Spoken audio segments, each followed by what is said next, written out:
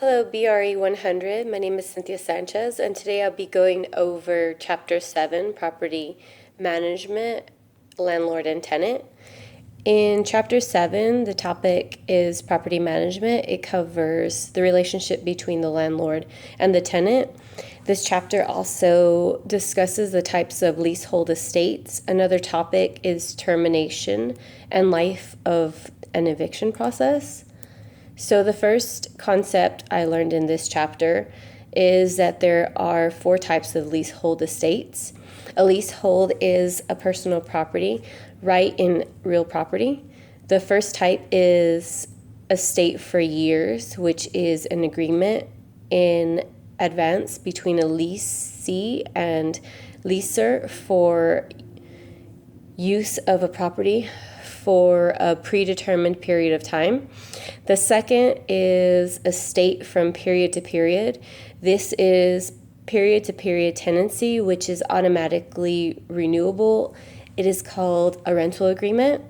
Another estate at will is a tenancy at will, which is uncommon. Then lastly is estate at sufferance. And this occurs when a leasee who has rightfully come into possession of the land retains possession after the expiration of his or her term.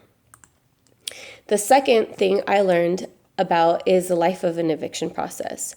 When the tenant refuses to give up possession but does not pay the rent, the landlord automatically or usually normally serves a 3-day notice to pay your rent or quit. A 3-day notice to pay rent or quit is a legal document that informs the tenant that he or she has 3 straight days to pay all past due rent, vacate the premises, or face an unlawful detainer. Court action.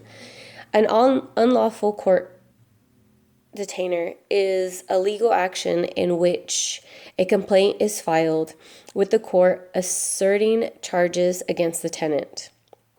The tenant has 5 days to surrender possession or answer the complaint and is no longer entitled to a pre-move-out inspection. If the tenant loses or does not answer the unlawful detainer complaint, the clerk of the court may issue a right of possession. And a right of possession is a court order directing the sheriff to remove the tenant from the premises within 5 days of an eviction notice.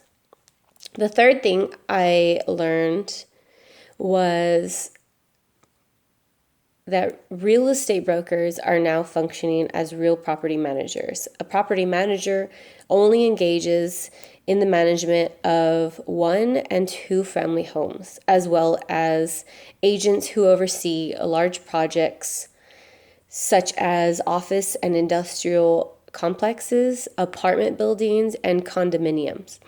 Also, 63% of investigative DRE audits were focused on brokers who performed property management activities.